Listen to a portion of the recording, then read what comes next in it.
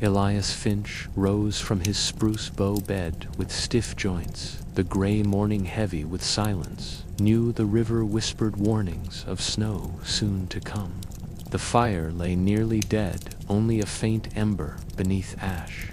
So he breathed carefully, coaxing life from a dying spark, until pale flames licked at bark. He gnawed on salt pork, more brine than meat, swallowed bitter tea, telling himself it was strength, though his belly groaned like a tired old dog. The slope above the river called to him with timber, straight, thick ground, dry proud, a creek whispering faint promises of unfrozen water.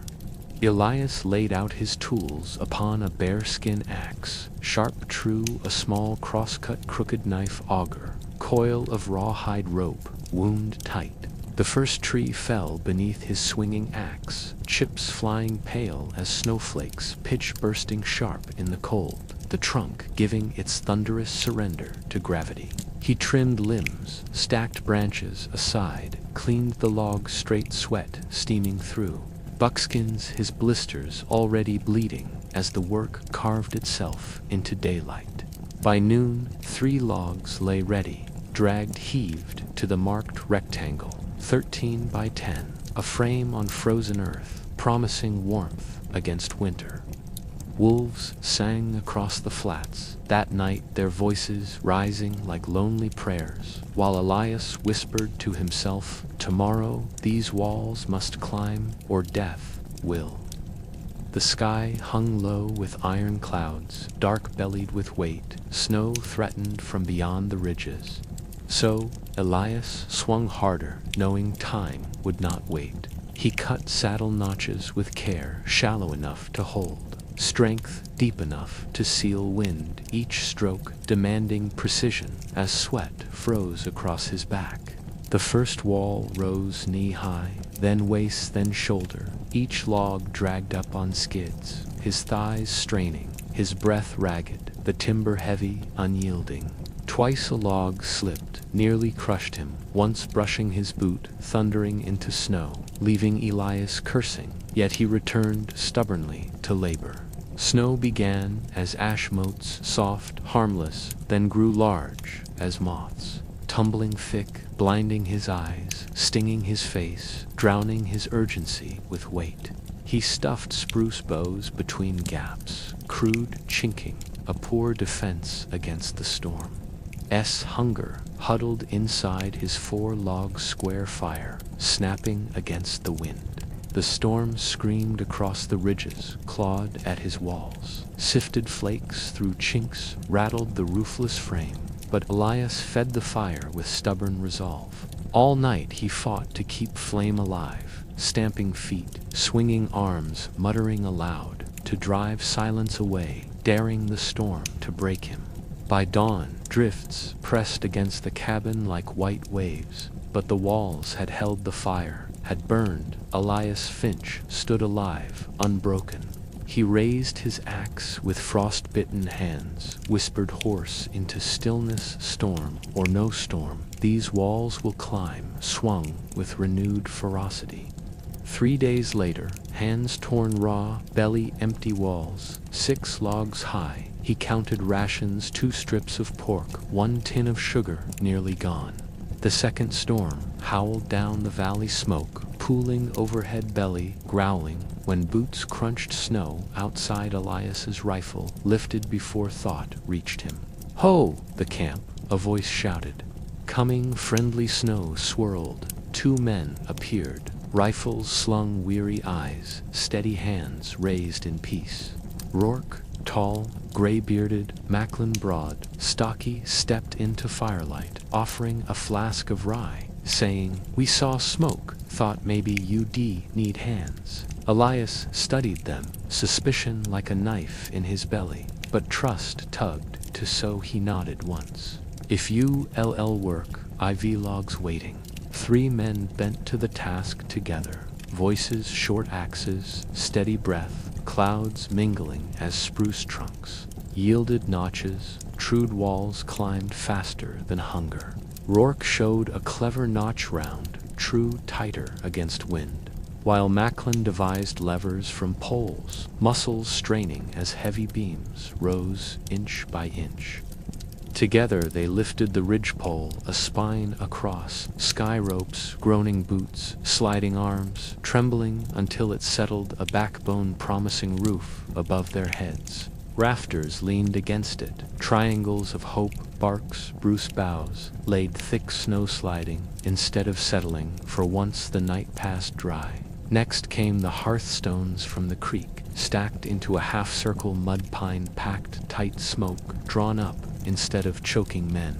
The fire burned within stone walls, warmth spreading slow but deep. The three men cheered, like boys' heat-filling cabin, as snow battered outside. They split spruce with wedges, rough planks, for flooring uneven, but firm, better than mud, laid a sleeping platform stuffed with pine boughs for rest. For 1 week, the rhythm was 3 voices, 3 axes, 3 sets of hands. Elias felt almost rich, as though winter had softened its teeth. But soon, Rourke Macklin shouldered packs, saying, "Our camp waits storms Dan T. Forgive," absence clasped Elias's hands before vanishing sudden as they came. The silence pressed hard after they left, heavy as the snow outside. Elias found himself muttering to firelight, listening to wolves' claw melodies across ridges. Nights he lay awake, wondering which would come first, wolves at his door, or the cracking of his mind under silence's crushing hand. Winter came, full burying cabin to the roof, drifts swallowing, clearing. Elias carving tunnels to the door, his breath frosting rafters, hunger gnawing harder. The fire never died, though, would vanished faster than he could haul it, axe biting, day-night, body aching, but refusing to yield. His snares caught rabbits lean as sticks meat, hardly enough for a meal, but every scrap boiled in tin pots stretched life one more day. Once a wolf circled close, eyes burning green in firelight. Elias fired mist, the echo rolling like curses, heart hammering louder than storm. He slept in boots to keep leather from freezing, woke with frost on beard, stumbled half blind to feed embers, refusing to surrender flame's last breath.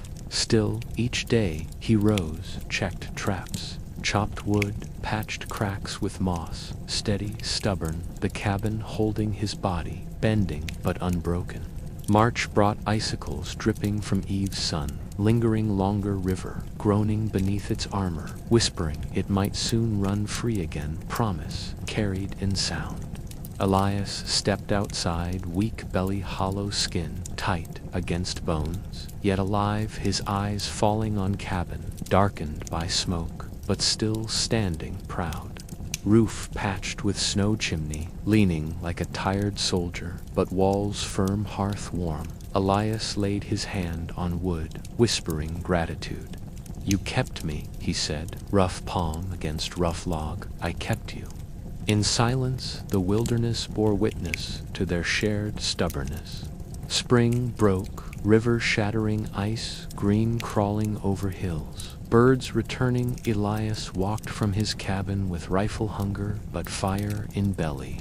He had not come north for gold, no fever or fortune drove him, but something deeper, a claim of his own against a hard land. What he found was richer than treasure, harder than or knowledge. A man could carve life from wilderness if will was firm, hands unbroken. He turned once more, gazed at smoke-darkened walls, cabin, standing proud against riverbend, knew it would outlast him, a monument to grit. Elias Finch walked into thawing spring, rifle slung, hunger gnawing, spirit unbroken. The wilderness, his judge, the cabin, his testament carved from frost. Nights brought the aurora, green curtains, marching, humming like wire. Elias watched, hat in hand, feeling small as a snow flea beneath heaven's cold machinery. He mended mittens with sinew thread patched. Moccasins sharpened the axe by firelight, whispered the names of rivers he had crossed to steady himself. On clear days, he hauled sleds of spruceback, bowing breath, pluming tracing switchbacks up the slope, so loads would not outrun him, break his legs. Once the sled broke loose, anyway, skittering madly downhill, Elias leaped aside, hearing it smash a stump scatter chips like startled grouse there. He made a cache beyond the clearing, under a lightning-scarred, pine-burying matches, jerky shot a knife, then disguised the spot with careless-looking sticks. Storm-quiet days were worst, the silence pressing like snow-laden boughs, urging a man toward. Foolish talk, or worse, toward listening for answers the woods never gave. He carved tally marks beside the door, keeping faith with time's passage, though winter measured itself by hunger woodpiles, the way trousers hung looser. Some days he read the damp, dog-eared page of scripture he carried not for piety, but because the cadence steadied him like footsteps beside his own. The wolves learned his hours, circling after dusk eyes, floating like marsh lights. He spoke to them plain, promising lead if they edged any closer. Hunger taught him to cook rabbits, slow bones simmered long, until broth thickened to gnaw crisped fat, with a gratitude that embarrassed his former pride. He set deadfalls near the creek, baited with willow buds, apple-scented shaving soap, a luxury repurposed found. One morning, a mink surprised into stillness. Its pelt fetched warmth, more than coin stitched into his cap's ear flaps, its meat lean. Though it was reminded him that even hunger contains small mercies. Ice boomed under the river crust at night, deep-throated sorrowing, a sound like distant cannon warning that force sleeps beneath beauty, wakes sudden. He crafted snowshoes from bent willow-laced rawhide, while sparks rose, then learned anew how to walk wide, careful lifting feet like a careful dancer. With snowshoes, he reached timber he demarked, left the drifts deep like graves. Yet he moved atop them, a beetle crossing pages of white. One afternoon, the sky shattered blue cold, bright as a bell. Elias worked bareheaded a while, greedy for sunlight, until wisdom reminded him about ears frostbite. He built a better door from split planks, pegs, hung it on rawhide hinges, carved a latch from antler whose polish fit his thumb. Chinking moss froze hard, then sunk with thaw, so he mixed ash mud kneaded like bread, pressed it deep, sang nonsense to keep rhythm steady. He learned the cabin's language, low pops when frost bit deeper, groans when snow settled shy sighs. Near midnight that told of wood, remembering wind. A moose crossed the bend at dusk, long as a canoe breath, steaming eyes. Old Elias watched unmoving, feeling the earth accept those heavy, holy steps. Later, he found tracks punched deep as bowls measured his boot inside them, laughed once, small foolish, at the size of the world's, quiet. On the seventh Sunday, by his tally, he shaved carefully in a tin, nicked himself twice, bled cheerfully, said a psalm, because it sounded like home. A ptarmigan blundered near the woodpile, winter white against bark. Elias took it with a single shot, muttered, thanks, saved every feather for tinder later. He boiled the bones twice, smeared rendered fat along the door, seemed to seal drafts, slept that night with warmth pooled at his knees. Wind scoured the ridges, clean drove snow into glittering snakes across the flats. The cabin answered with a steady hum like a well-tuned bow. He dreamed of St. Louis smokes, steamboats nosing, muddy water his mother's hands, shelling beans, but woke knowing dreams were sweetness men must ration carefully. One evening a stranger's lantern winked between spruces. Elias stood in the door, rifle easy but ready, while a trader named Hal Rowan hailed him.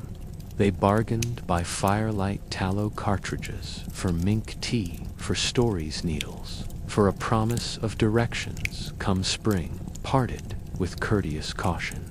After he'd gone, Elias felt the cabin larger, his own breath louder. Friendship tastes strange after silence, but it lingers like smoke in rafters long.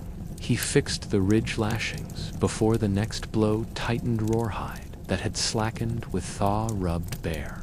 Grease on knots to resist weather's teeth. A day came colder than all the rest, air snapping inside nostrils, water freezing mid-pour. Elias counted firewood with a miser's pitiless eye twice.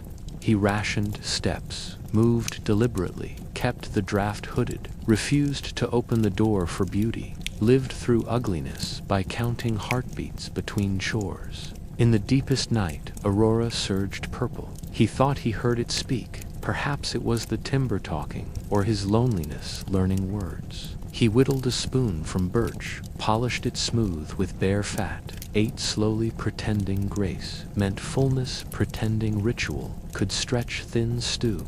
When fever tried him briefly, he wrapped in every blanket he owned, drank willow bark tea, sweated 3 days tending fire by stubborn instinct. He woke hollow yet living, stepped outside, shaky cried, once quick quiet, because the spruce tops glittered, the wind smelled like forgiveness. Thereafter, he spoke the names of tools before lifting them, as though honoring comrades' axe, auger, knife, saw each, answered with work, the old covenant renewed. He set aside the straightest splits for a table pegged, legs firm, laughed softly when it stood. A king does not need silk to dine.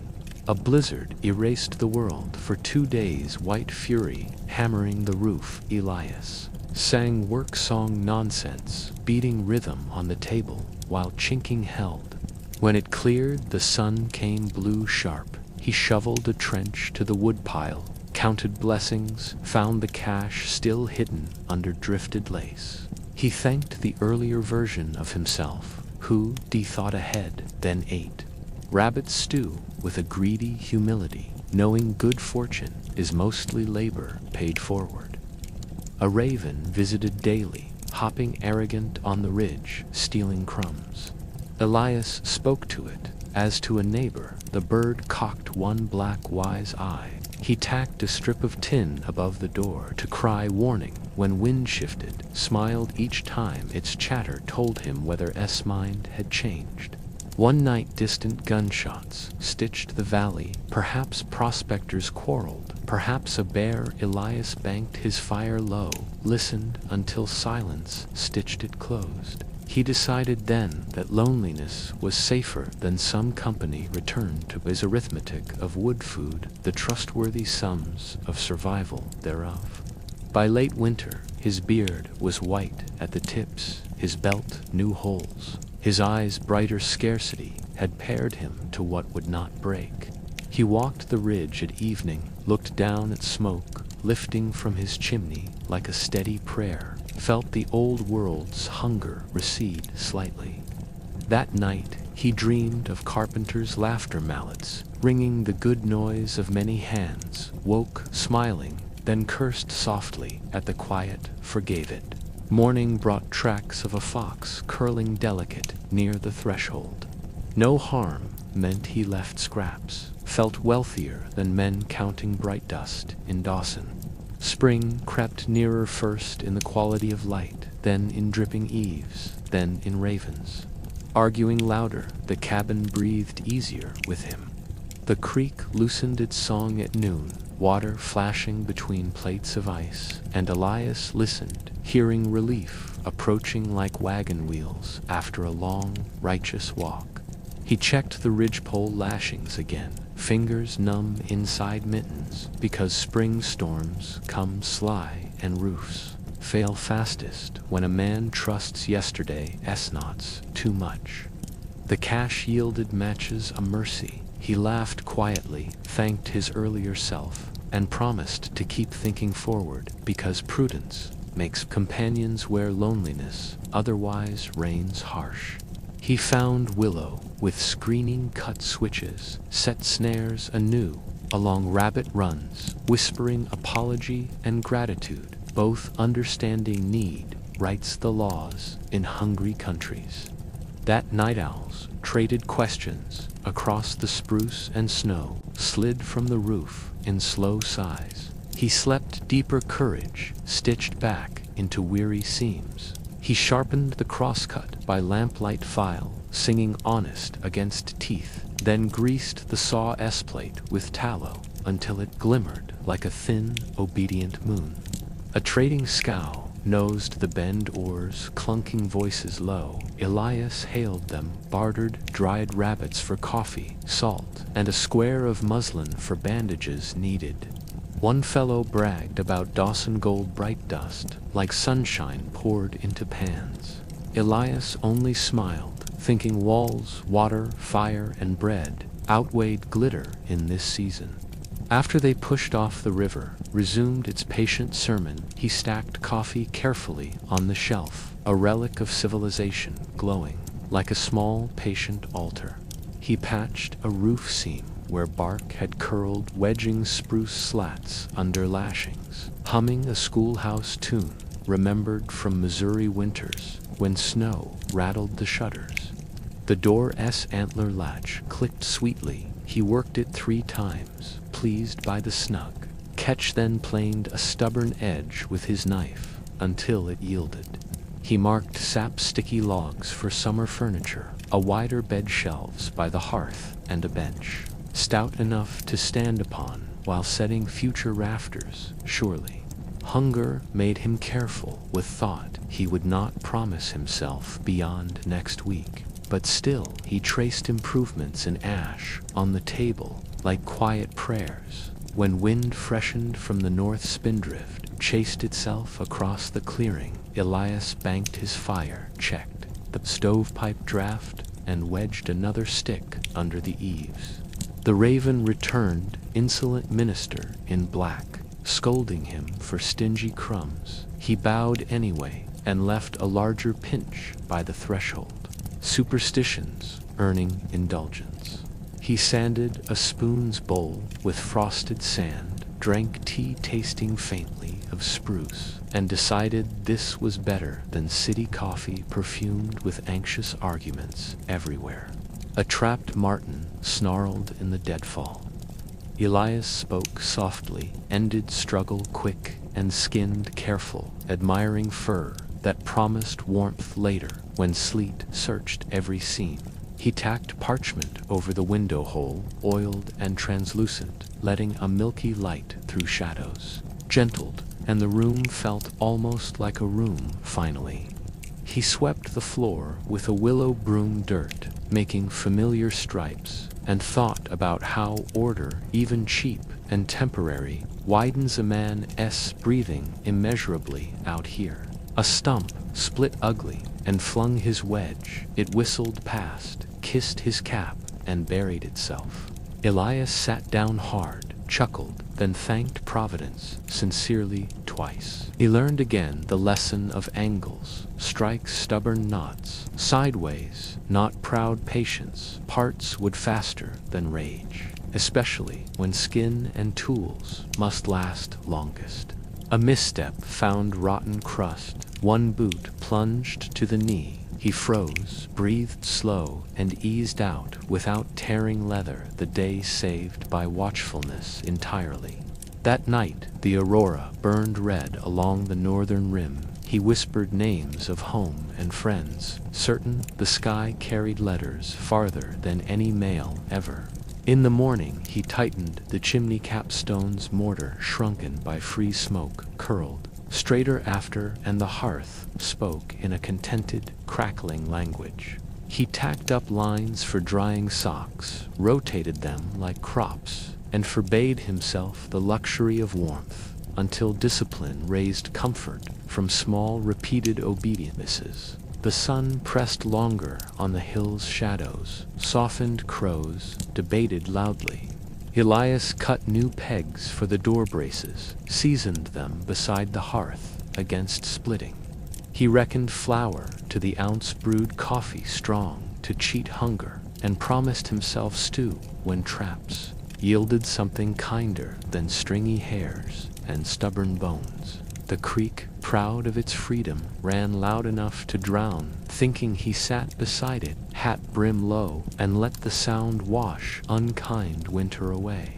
A bare S-print softened the far bank mud. He measured it with his palm, and knew prudence required noise, neat camp, and clean lard tins. Very soon he arranged his shelf as a chapel of essentials: salt matches, needles, twine, coffee, bullet soap, a folded letter never sent, and a stub of pencil. He wrote a few lines to nobody, in particular describing smoke and ice and patience, then tucked the scrap where hopeful men keep maps and pocket saints.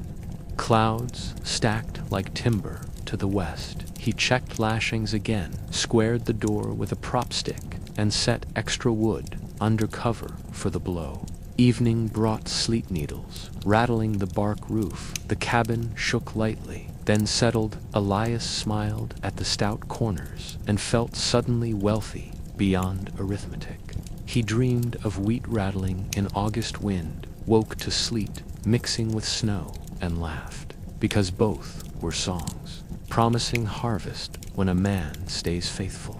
On the thaw-s third morning, a moose cow bawled from the muskeg. He froze, listened, and let the sound roll through him like a church bell's correction.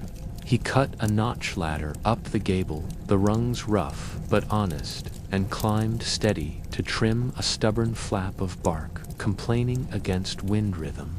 A splinter bit deep under his nail. He swore, softly heated a needle and eased it free, then blessed clean pain over infections that whisper.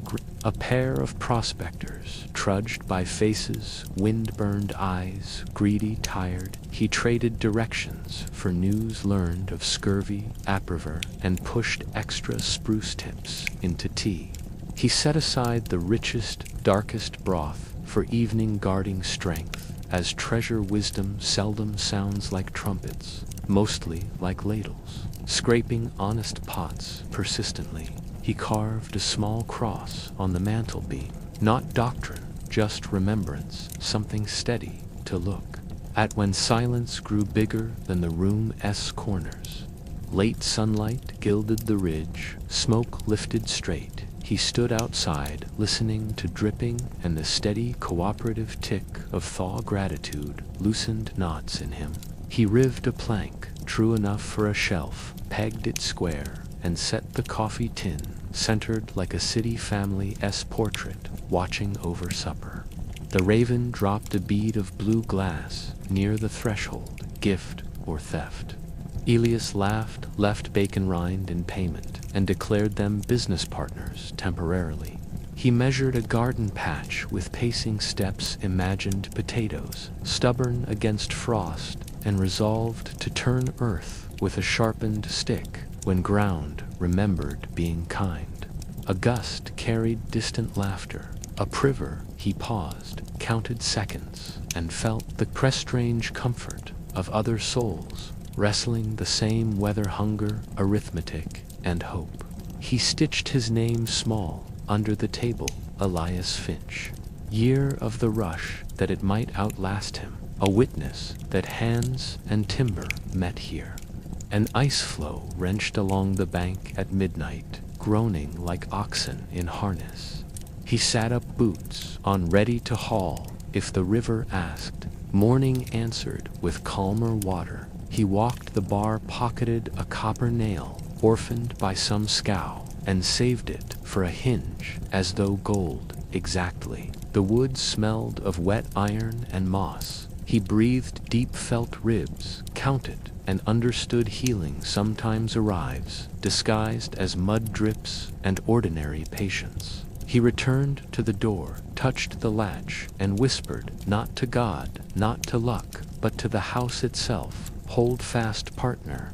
The river shrugged off another skin of ice, shivering in silver patches, and Elias felt hope loosen his shoulders the way thaw loosens knots in last year's rope.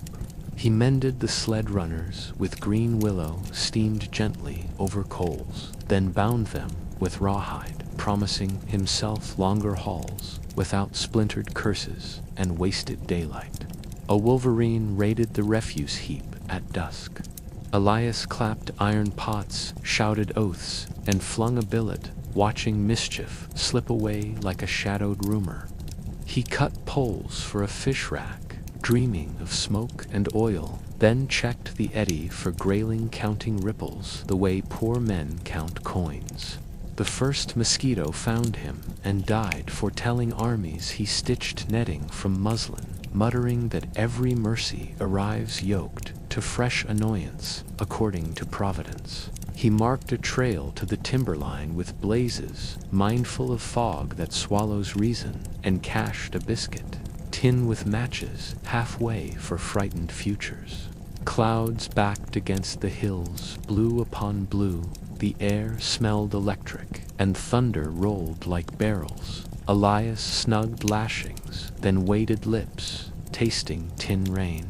Lightning walked the ridge politely, keeping distance. Rain hammered the roof, testing seams. The floor stayed dry, and his grin felt sinful as warm bread in church. He scraped last winter as soot from the chimney throat, black sleet falling, and marveled again that smoke obeys geometry the way stubborn men finally obey hunger. A barge grounded on the bar. 3 men levered, swore in several languages. Elias brought a pole, and laughter. The river relented, and fellowship followed coffee. They traded gossip for directions, scurvy on bonanza prices, climbing a preacher, marrying miners beneath a tarp. Elias accepted news like weather, useful, indifferent, never personal. That night he told the rafters stories about mules and Missouri, letting voice smooth rough edges inside him, each sentence a board fitting tighter against silence. In the morning he filed the axe cheek thin, chasing a better bite. Edges or sermons, he decided, and good ones, split truth without splinters everywhere. He planted potatoes in turned ribbons of soil, breath-fogging fingers black, and set willow hoops to shield shoots from frost. Sly nightly teeth and malice. A duck drummed its wings along the bend. He smiled, remembering rivers back home, and realized belonging sometimes enters sideways, disguised as familiar sounds, returning faithfully.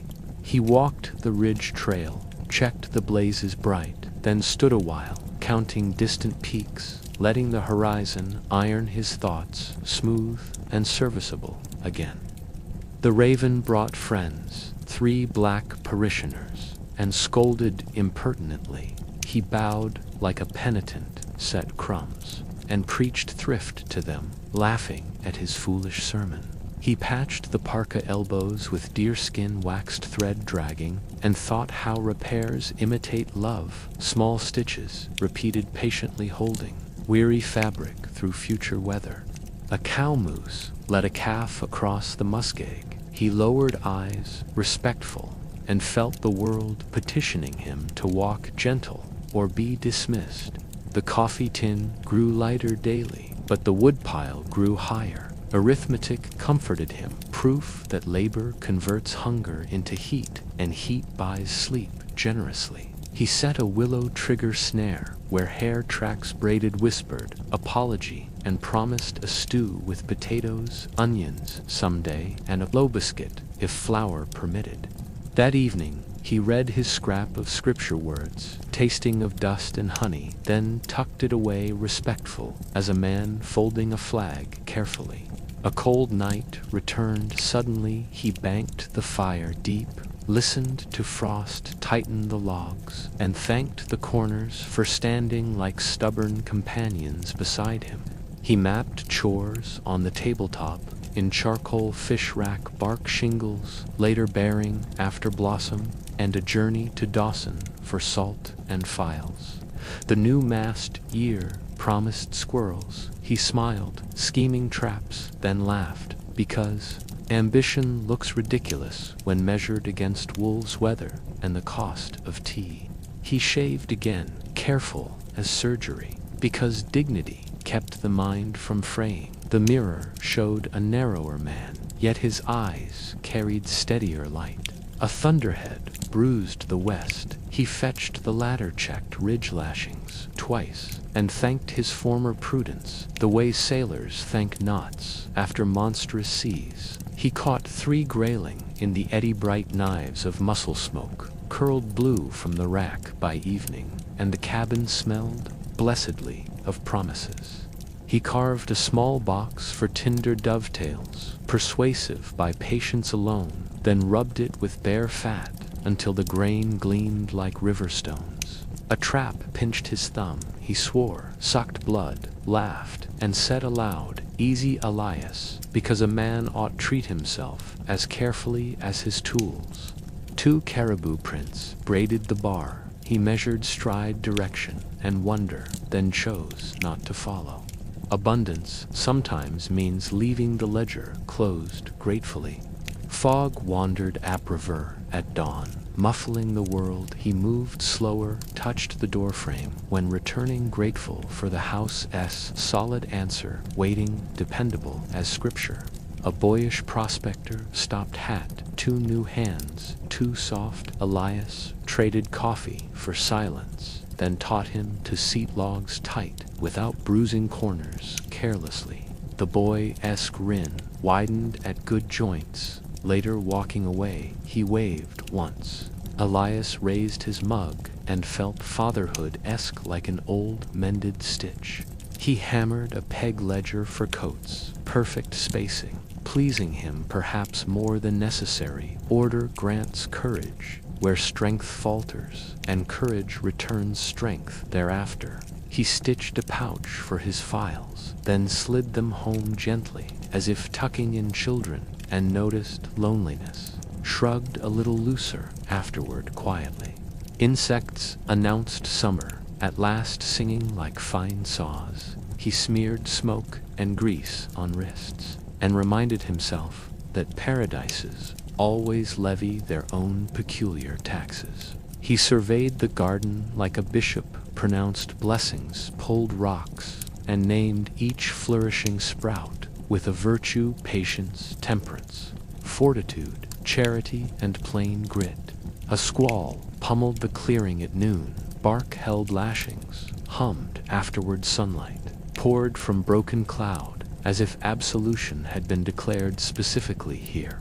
He moved his bed nearer the window, where dawn's milk seeped through parchment. Waking felt kinder, and dreams retreated before chores arrived, wearing their boots.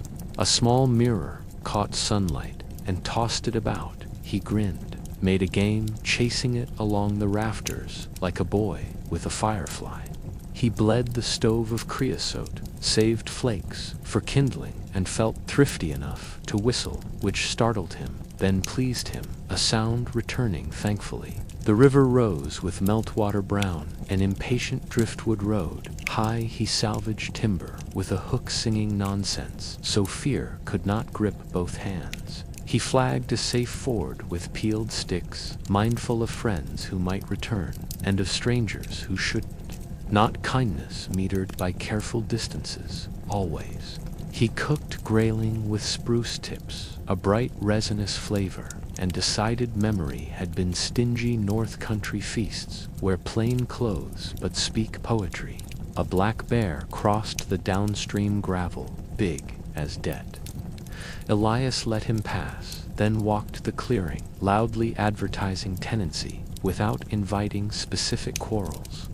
He built a stool, stout enough for standing, branded the seat with a hot nail EF, then cooled it in snow, chuckling at the hiss, satisfying.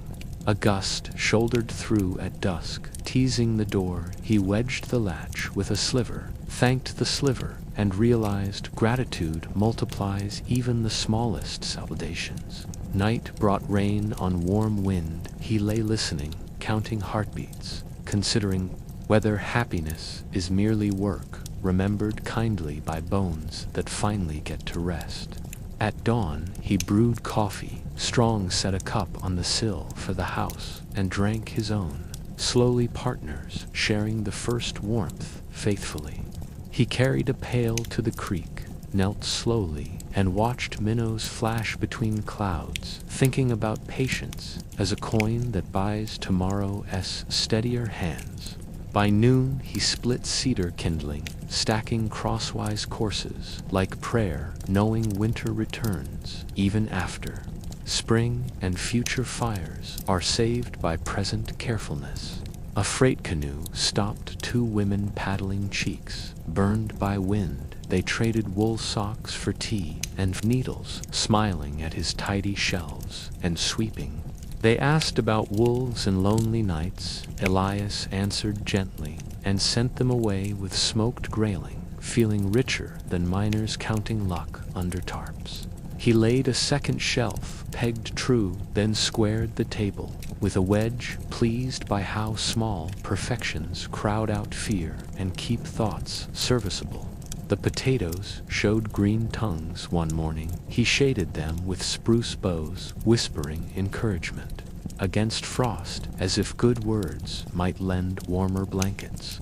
He scraped the hearthstone clean-banked coals under ash before leaving, then walked the ridge to count weather, teaching himself to read horizons like scripture. A distant plume of smoke troubled him briefly. He measured its drift, decided it was another camp, and felt thankful nobody needed anything from him today. He took inventory, aloud, letting words prove: order, flour, coffee, salt, needles, shot matches, lard, tea-rope files, auger, soap, bacon rind, spare cord, patience. Afternoon wind frisked through spruce tips, rattling parchment, and Elias tightened the lashings again, refusing to apologize for repetition that kept roofs, fires, and courage. He found a feather snagged on bark, black as raven wings, tucked it in his cap, and felt somehow armored against untidy thoughts and sudden discouragements. By evening, he wrote a line to nobody. I remain, the house remains, weather remains, we negotiate daily, paying with sweat wood and the smallest victories. A fox tiptoed the margin of the clearing, elegant as a dancer. Elias watched respectfully and understood sovereignty could be shared without either kingdom failing. He practiced shouldering the rifle smoothly, then not firing. Restraint was another tool worth oiling, especially where meat was scarce and neighbors traveled on pause. A hard gust slammed the door. The latch held, the hinge creaked. He patted the wood like a horse, promised more pegs, and brewed grateful evening coffee. He sketched the valley from memory, labeling ridges, muskeg, and bars, because maps are letters to future selves, written by men who remember turning back wisely. A rain came, soft, steady as penmanship, and the cabin answered with comforting ticking. Elias read the rhythm as proof of seams speaking, not failing yet. He cleaned the auger flutes, kissed them with oil, and packed the tool roll, astonished again how civilization condenses helpfully into canvas leather and forethought. Mosquito clouds lifted from wet grass at dusk. He retreated, smiling, net drawn, remembering winters where silence ruled. Deciding nuisance was evidence of blessings returning. He moved the woodpile higher on skids, thinking like spring floods, and slept easier knowing tomorrow's river tantrums would not carry his hard-earned heat away. A tin whistle tune returned unexpectedly. He played softly, shy at first, then stronger, until the rafters learned the melody and kept it like swallows. He remembered his father's butchak, carved from oak, and made one from spruce, saving heels and temper, both because thrift sometimes preserves tenderness carefully too.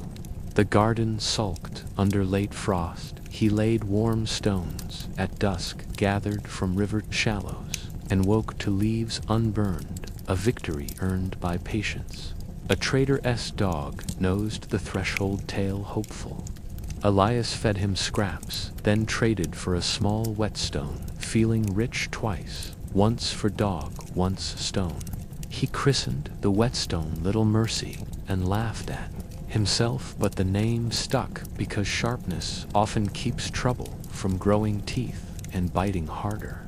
He fitted a drip edge above the door with salvaged tin, listening to rain chews outside, instead a small engineering that felt like him singing. Toward evening geese arrowed north, their cries braiding the air. Elias stood bareheaded, letting longing pass through without wreckage. The way wind passes, reeds unbroken. He hammered a nail, straight and true, smiled despite its smallness, because every honest line teaches hands to remember honesty again when weather confuses judgment. A shout carried from upriver. He answered, saw two women, again exchanged coffee for dried berries, and felt the world closer like neighbors across fences. They left a scrap of blue ribbon. He tied it to a peg, and the cabin brightened strangely. A stitch of celebration, hiding inside usefulness. Evenings lengthened reading by lamplight, cost less kerosene. He copied a psalm in careful letters, steadying his hand like a surveyor tracing a boundary line. He practiced silence like music, letting phrases rise and fall inside him until the quiet grew textured, not empty, and the night finally tasted companionable. A sudden hailstorm strafed the clearing, fierce, brief. Afterward, moss smelled like apples, and he understood punishment sometimes carries sweetness hidden in its pockets, too. He mended a tear in the bunk rope, humming river songs, and decided memory behaves like knots. Tightened rightly, it holds. Tightened wrongly, it cuts circulation. When loneliness pinched, he alphabetized supplies for sport, then laughed, then left them better than before, concluding, even foolish games yield dividends if order results.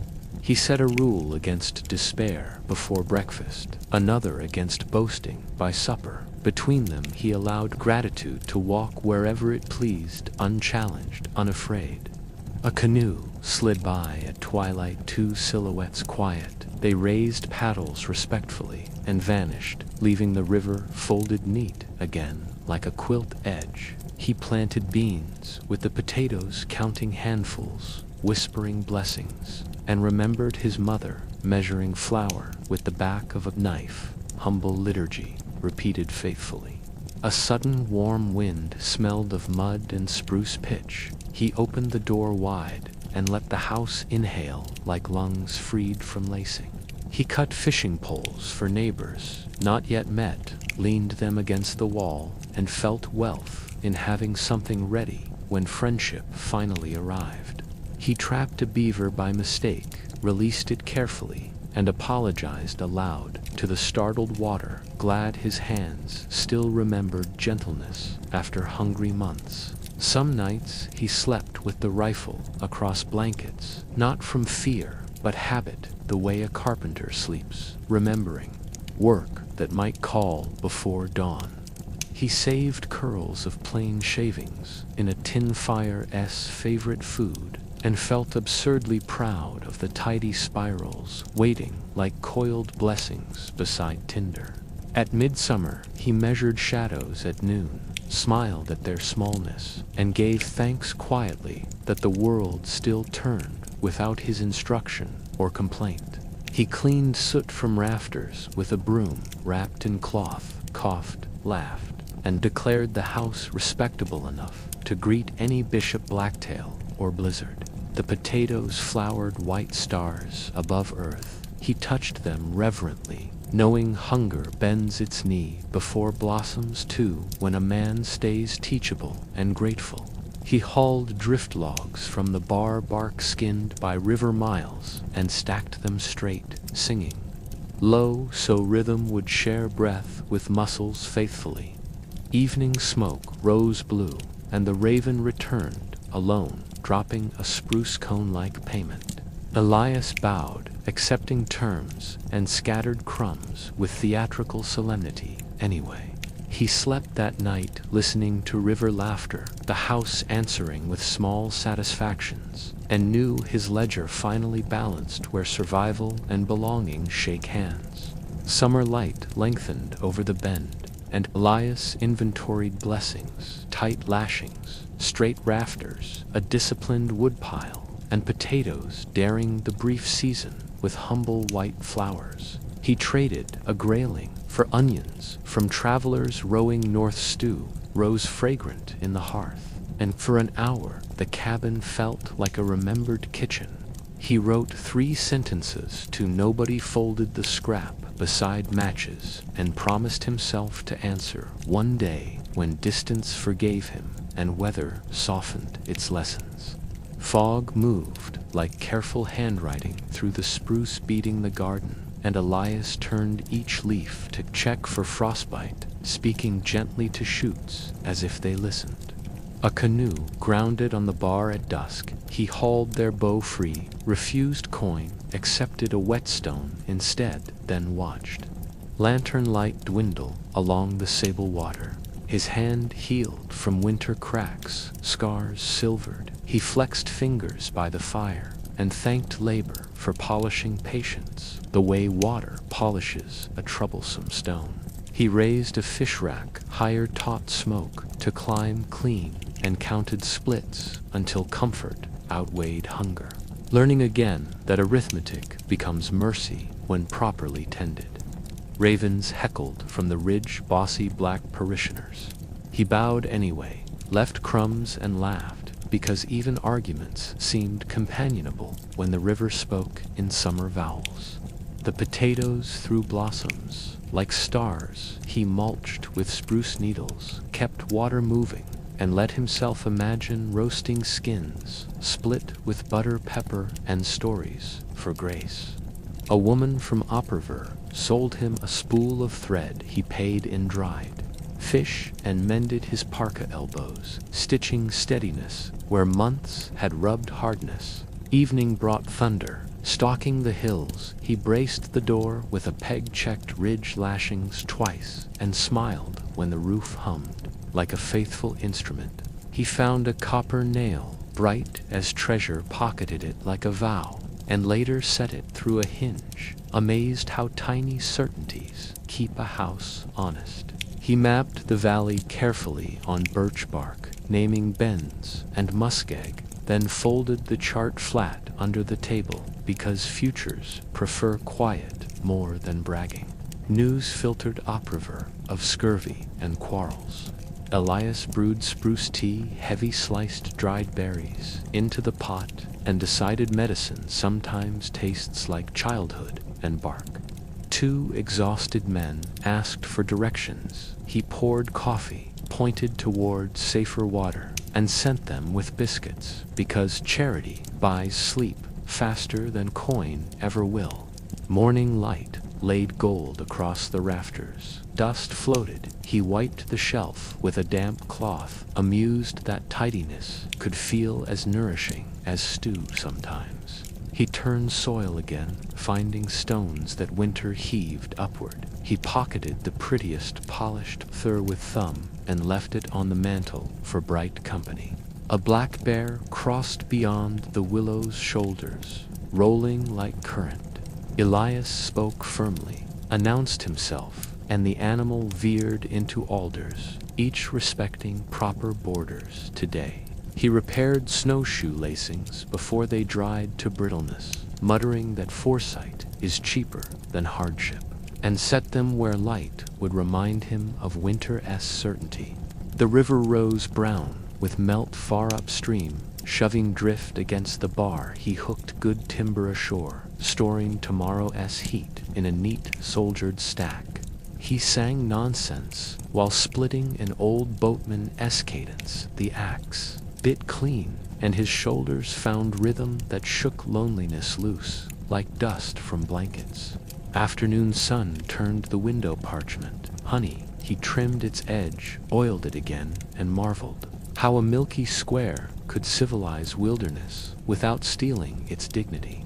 He weighed his coffee tin like a conscience rationed spoons, carefully, and promised to save the last brew for storm weather, when courage tastes like bitterness and warmth. Geese pinwheeled low over the bend. He halted to watch hat pressed to his chest, because some processions deserve reverence, even when a man stands alone working. He mortised a stout peg rail along the wall, spacing honest. When coats hung straight, he felt richer proof that order pays dividends without boasting aloud. The potatoes wilted under sudden sun. He shaded them with spruce boughs, carried water twice, and smiled. When leaves lifted, grateful as parishioners after a kind sermon, Hal Rowan returned with trade gossip, a chipped fiddle and laughter. They tuned by the hearth, played crooked reels, and for one evening the rafters knew dancing. After Rowan left, the silence stepped closer, but friendlier. Elias banked the fire, wrote a line, "We are sufficient," and slept as if the sentence guarded him faithfully. A thick fog braided the river at dawn. He kept 2 blazed trail palms sliding each scar, grateful that yesterday's prudence lights, today without kerosene or matches. He caught grayling bright as knives, smoke drifted sweet. He set aside a portion for travelers and a portion for later paying forward against weather's rough taxes. He replaced a tired lash with fresh rawhide rubbing grease along the knot and thanked the ridgepole for patience with human clumsiness which winter always punishes. A young couple hailed at noon, faces hopeful. He traded tea for flour, offered directions, and watched their canoe tilt into sunlight like a brave small prayer. He built a stool with splayed legs, pegged true test, stood atop it, pleased by steadiness, then branded the seat with a nail initials, smoking lightly. At evening he read scripture aloud to the rafters, not asking favors, only steadying breath, the words fitting like timber's jointed hand, tight without noisy persuasion. He laid potatoes to dry on birch bark, turned each gently. The cabin smelled like wet earth and virtue, a sweetness earned by careful, unglamorous hours. When rain returned in sheets, he listened for leaks, found none, and told the house, "Good work, partner," as if praise were oil for every seam. He woke before daylight, brewed coffee, and walked the ridge to count clouds. The horizon promised weather, but his shoulders promised labor, and the ledger balanced. A stray dog nosed the threshold, ribs laddered. Elias shared fish and patience. The animal slept by the hearth, dreaming paws twitching like paddles in current. He fashioned a shallow drawer beneath the table, a secret, kindly place for letters, and ribbon because men keep tenderness where sawdust will not betray it. The dog left at dawn, tail high. Elias pretended indifference, then laughed, grateful that kindness travels without receipts and still returns interest through quieter reckonings.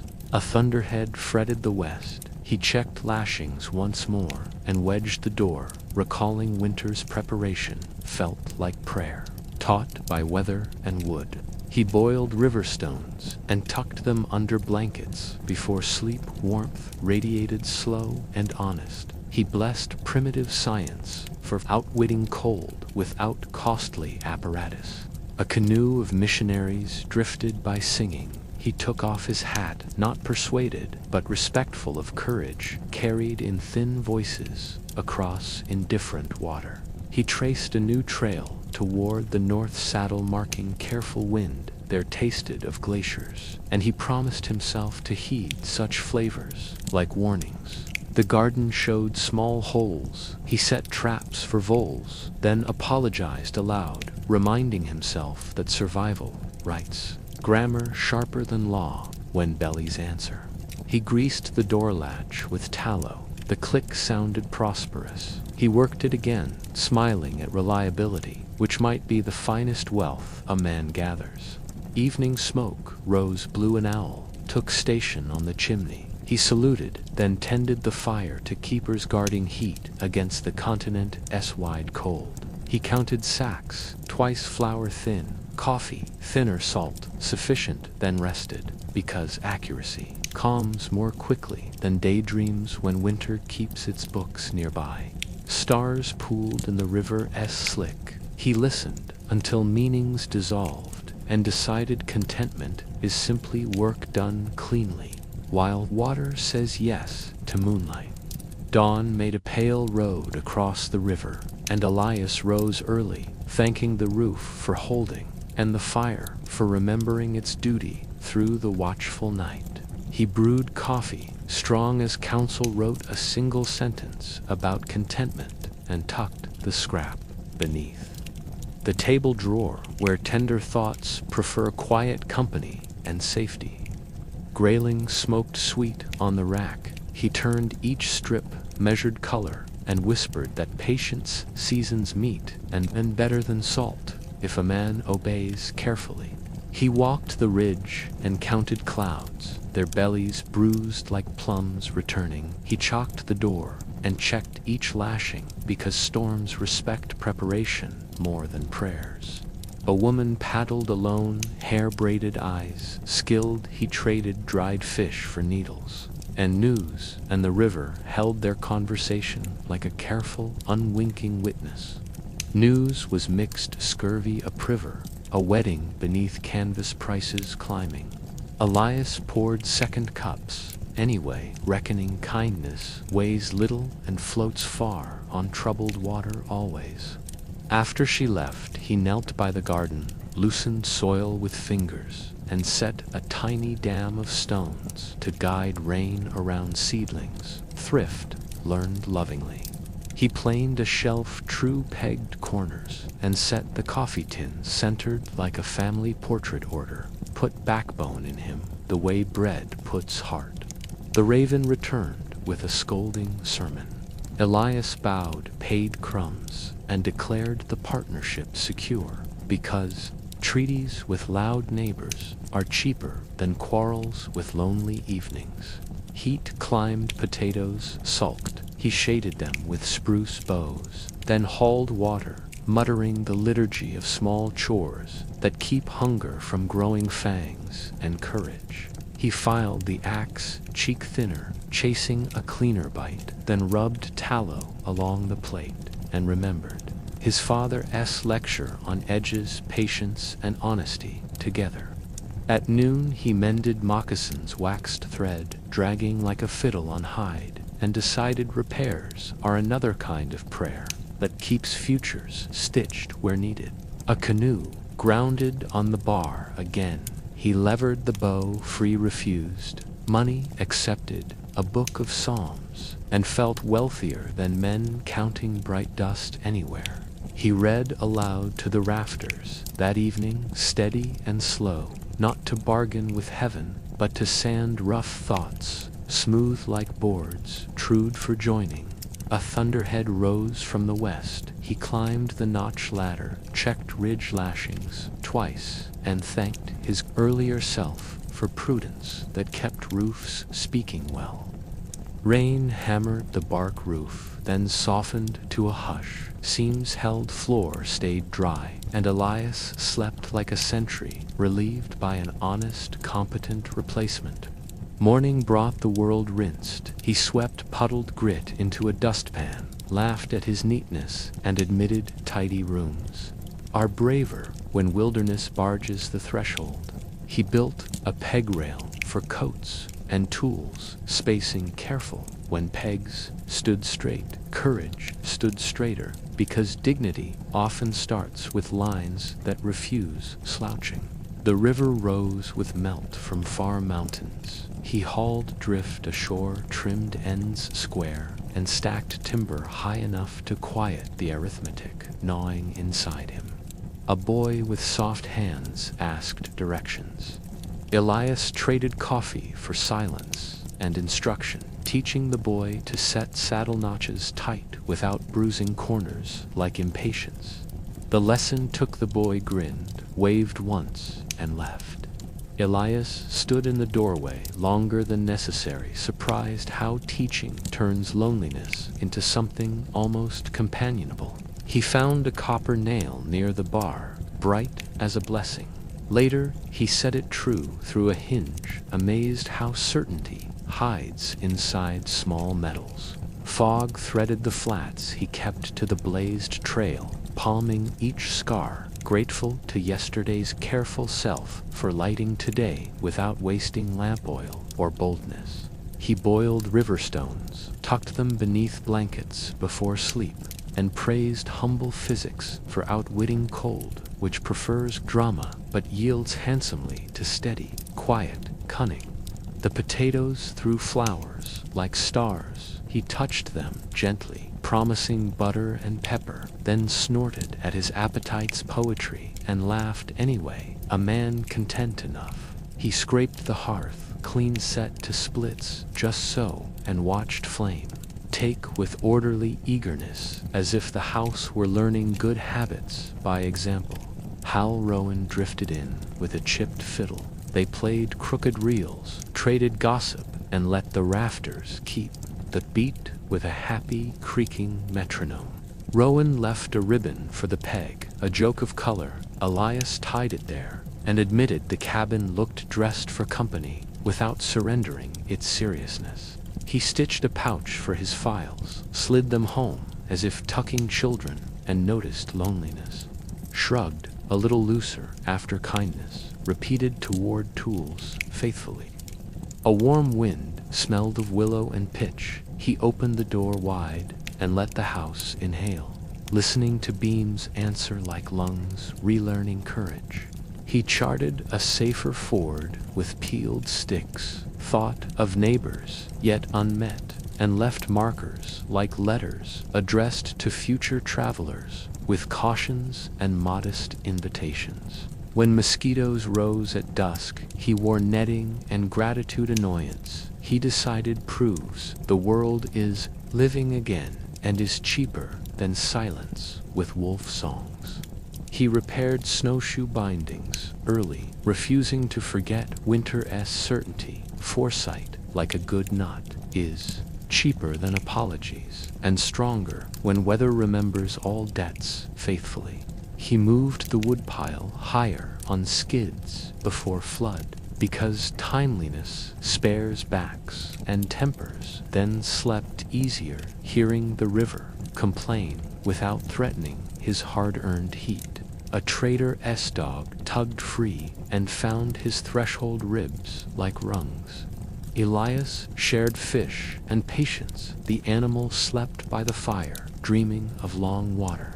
Morning took the dog onward. Elias watched the tail vanish and chose to believe mercy. Travels returning interest to borrowers who never ask receipts from gratitude. He whittled a spoon from birch, polished it with fat until the bowl shone, then ate, slowly pretending ritual could stretch stew farther than arithmetic allows. Honestly, he mapped the valley again, adding a muskeg tongue and snag, then tucked the birch under the table where plans cure slowly like planks, awaiting proper joinery.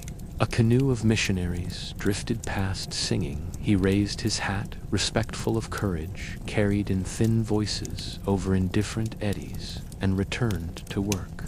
Without arguing doctrine, he sharpened the auger flutes bright and kissed them with oil, pleased that civilization sometimes condenses into canvas rolls, good edges, and remembered generosity toward tired hands. The garden pouted. After hard sun, he hauled 2 buckets, shaded leaves with spruce, and murmured, encouragement absurd but useful, because attention is water, a plant understands. He took inventory, allowed flour, thin salt, sure coffee, scant courage, sufficient. Then ate, modestly believing arithmetic persuades appetite better than promises or boasting ever could. The raven left a bead of blue glass on the step. He laughed, paid bacon rind, and announced their commerce regular as any city gentleman's ledger. He set a drip edge of tin above the door, smiled at rain, choosing outside, and saluted the seam, a small engineering that felt like him singing. He stitched the parka elbows tighter, waxed thread whispering, repairs imitate love, he decided patient. Repetitions holding fabric where hardship pulls, refusing ugly phrase without dramatic speeches. A distant shout rode upriver. He answered, shared directions, and wondered if hospitality might be another fence that keeps wolves from wandering into a man's thinking. He practiced shouldering the rifle smoothly, then not firing. Restraint needs oiling. Like any tool, especially where meat is scarce, and neighbors sometimes walk the valley thoughtfully. Evening poured honey through the parchment window. He trimmed its edge and oiled it again, marveling how milky light can civilize wilderness without shaming its honest roughness.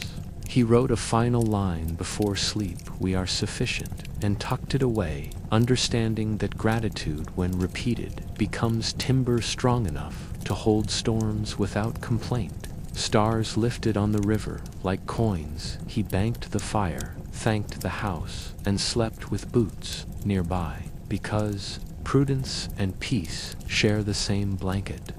August slanted gold across the hills. Elias lifted fish from the rack, wrapped them careful, and thanked smoke for banking summer flavor against the stern arithmetic of winter ahead.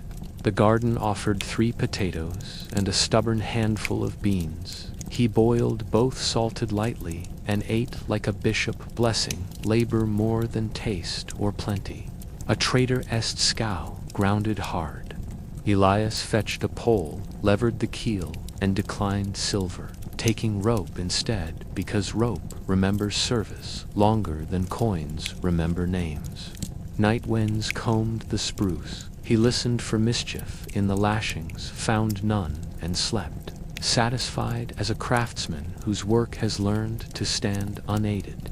He sketched the new ford on birch bark, adding a snag and a shoal, then folded the map flat beneath the table where plans cure quietly.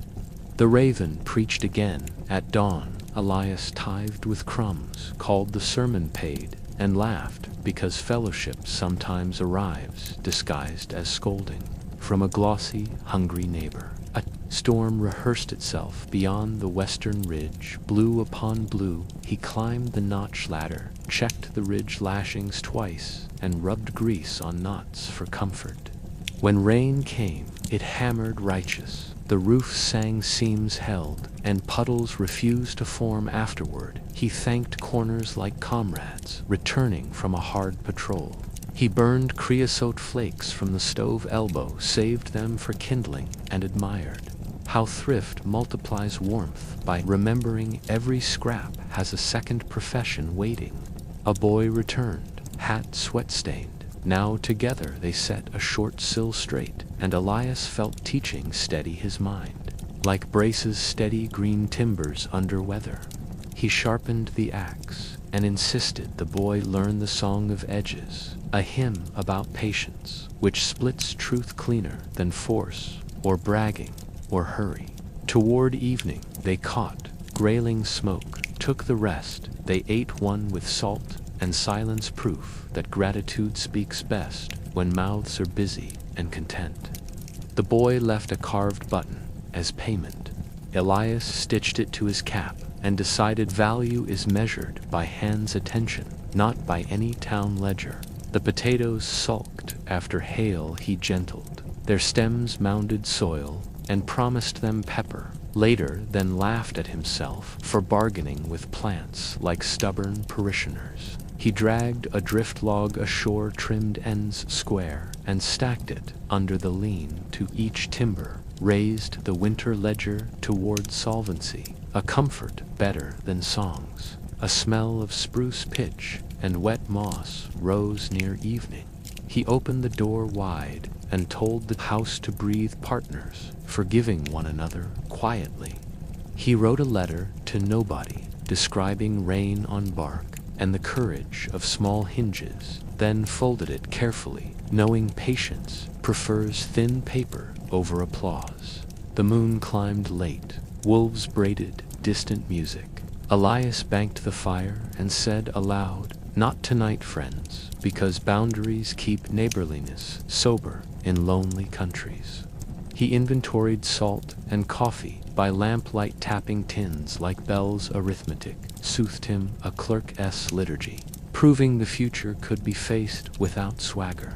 2 women arrived with blistered hands and steady eyes. He traded tea for needles, copied his birch map for them, and prayed their oars would find gentler weather.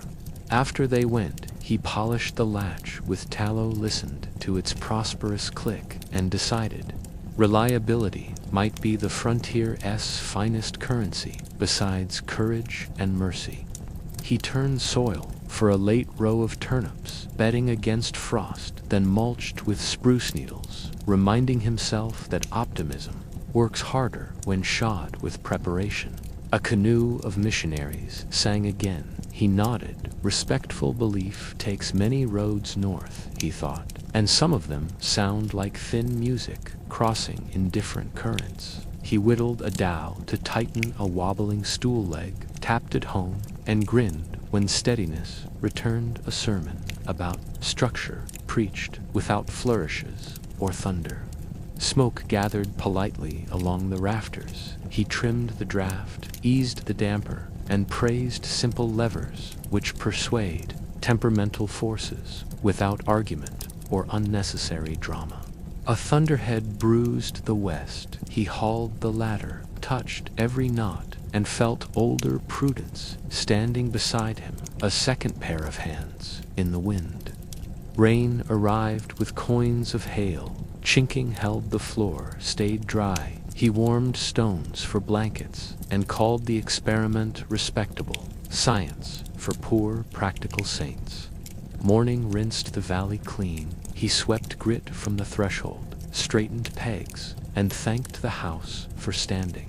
Through another lesson in humility, taught by weather, a moose rolled through the muskeg with solemn authority. Elias lowered his gaze, stepped aside, and let the old kingdom pass, rather than translate respect into quarrel.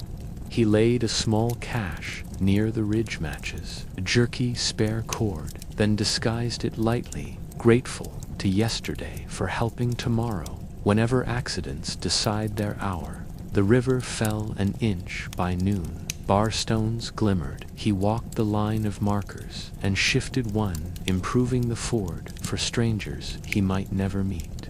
He rubbed bear grease along the window. Parchment light mellowed to honey wilderness, and room shook hands again, neither surrendering dignity, both improved by measured companionship. A gust lifted the door before the latch caught. He filed the strike plate, bright tightened screws, and tested the click until confidence replaced surprise entirely. He stitched the parka hood deeper, thinking of early snow. Foresight costs time, but pays in fingers, saved toes, spared in sleep that does not bargain with fear. 2 prospectors argued across the water. Their voices carried. He minded. His fire offered no counsel, and felt proud of a silence that refused escalating invitations.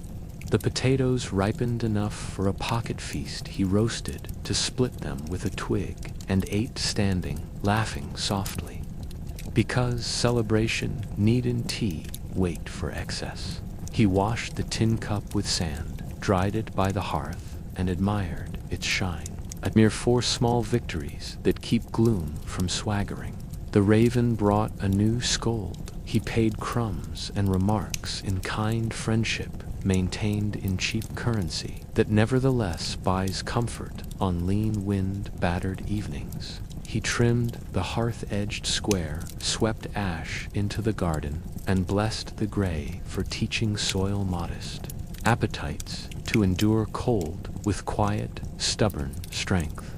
A sudden chill threaded the flats. He saw breath, fetched the mittens from the peg, and muttered, "Not yet winter," though the land heard different intentions. He hung netting tight against dusk mosquitoes, thanked annoyance for proving abundance, and settled. to read one psalm aloud, letting cadence sand rough, thinking smooth again. The ridge breathed smoke from other camps. He counted plumes, felt steadied by neighbors unseen, and boiled stones for blankets, again unwilling to apologize for simple wisdom. A blustery noon shoved clouds across the bend. He moved the woodpile further from the bank, remembering spring's tantrum, and told the river politely to mind boundaries. He seated a new peg in the tool rail, labeled it with a notch, and enjoyed the clean look of order arranged like a trustworthy sentence. A fever pricked him briefly. He drank willowbark tea, slept hard, and woke grateful, promising to mind pride, which sneaks in disguised as stamina and grit. Evening colored the parchment window like old amber. He read his letter to nobody and felt companionship enough to carry. Morning's chores, without bargaining for reassurance. He oiled the auger and files, slid them home, and recognized tenderness in the way tools ask little, give much, and reward attention more than brilliance. Night walked in earlier. He banked the fire deeper, set boots near, and rehearsed the old drill, preferring confidence. Repeated over heroics, improvised after trouble arrives. Frost rhymed the bucket by dawn. He smiled, thin-breathed steam, and said, "All right then, partner, to the cabin winter," and man preparing in agreement. First frost silvered the clearing. Elias stretched fingers in breath. Steam listened to the quiet click of cooling roof bark and told himself the house understood winter's approach. He hauled the notch ladder, checked lashings that summer sun had loosened, and greased each knot because prudence is warmer than blankets when weather starts speaking plainly again. A moose bawled far-off wolves answered like choir. Elias stacked wood higher, then stood listening, remembering that neighborly distance keeps respect honest in hungry seasons. He turned earth one last time, buried peelings, and spread spruce needles, hoping to bribe soil toward mercy. When snow began muttering legal arguments against tenderness, the first dusting came like spilled flour. He laughed, fetched mittens, and sharpened the auger, because tools speak confidence better than speeches when cold requests signatures. He inventoried tins by lamplight, salt, heavy sugar, thin coffee, sternly rationed arithmetic, settled him a clerk's psalm, proving futures can be faced without trumpet noise. Wind shook the eaves like a stern ant. He braced the door with a peg, tested the latch twice, and blessed rawhide hinges for remembering their catechism. A visiting trader boasted of Dawson glitter. Elias traded grayling for candles, instead deciding light is the steadier wealth when nights stretch like unfriendly roads. He wrote a letter to nobody, counted mercies, and tucked it beneath the table where gratitude cures quietly, like sap turning to resin inside wood. The creek skinned over in thin glass. He tapped a hole, watched minnows hesitate, and remembered patience is the bridge between craving and bread in hard months. He set a cache under the lightning pine match's jerky spare cord, then disguised it, promising tomorrow would thank yesterday without ceremony should trouble arrive loud or sly. A gust shouldered the door at midnight, the latch held.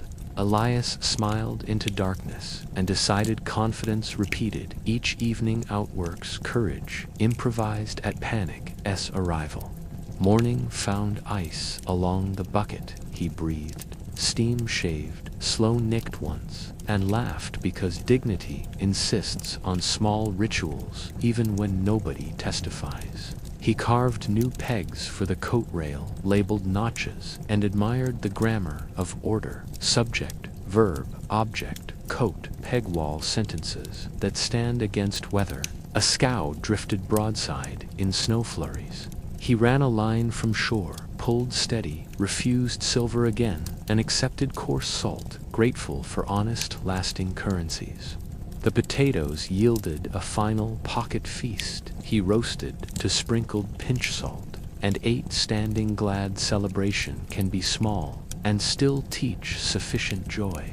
He mended a collar seam by lamplight waxed thread, dragging like a fiddle on bark, and decided repairs are reminders that love prefers stitches over speeches. A misstep on Rhyme's slick plank twisted his ankle hard. He fell, cursed, breathed, slow, and crawled inside, remembering that speed answers to pride more than necessity. He bound the joint with muslin and willow bark, elevated by the hearth, and rationed chores, applauding prudence for arriving in time, wearing plain clothes.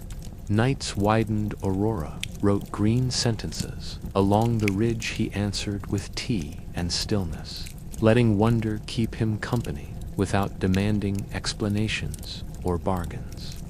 The ankles swelled like sap pitch. He iced it with snow, then warmed by stones, learning that healing speaks to languages cold and heat, both requiring patience faithfully.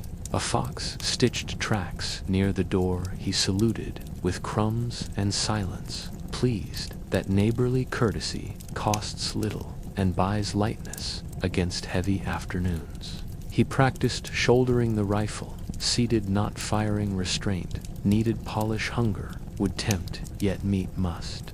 Outlast winter, and neighbors sometimes wore careful shoes. He whittled a cane from crooked birch, sanded with frosted sand, and walked the clearing slower, grateful that dignity can wear a stick without surrendering courage.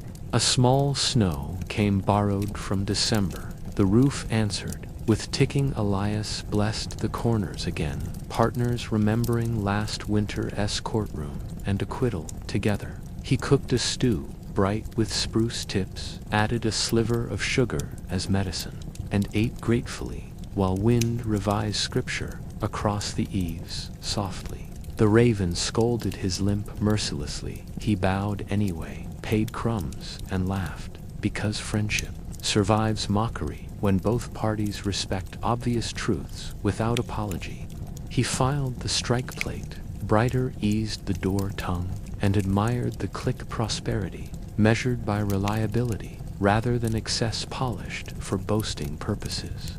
Snow strengthened by morning, he shoveled neat trenches to woodpile and privy, telling himself, paths are prayers, written for tired feet and hurried minds thoughtfully.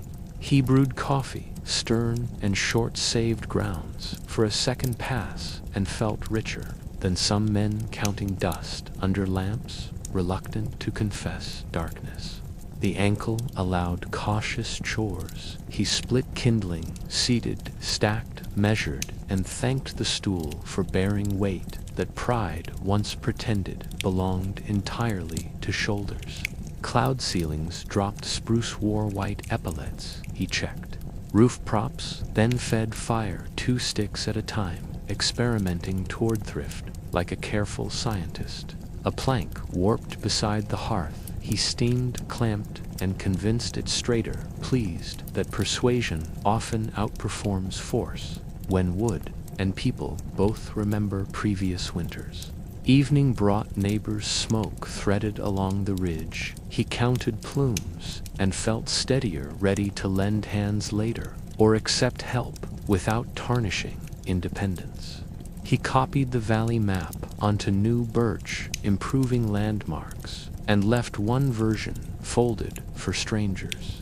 Generosity sat quietly where cold discourages swagger. The limp softened. He tested the river bar, used the cane prudently, and thanked timing for delaying heavier storms until bone and will shook hands again. A hard gust slammed the door. He wedged the latch with a sliver, blessed the sliver, and repeated the lesson: small salvations multiply into winter wealth. He boiled stones again, tucked them beneath blankets before sleep, and congratulated simple physics for delivering comfort without begging favors from distant, ornery miracles.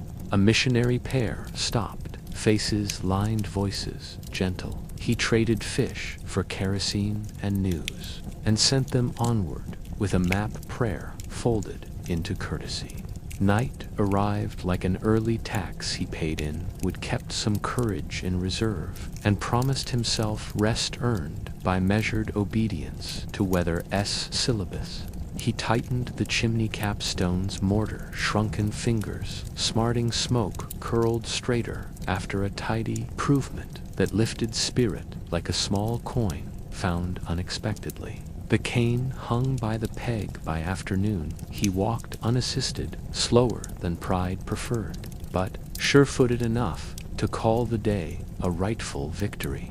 A coyote lectured from the gravel bar. Elias laughed, answered with trivial insults, and felt human again, quarrelsome and alive beneath the cold-'s solemn parliament.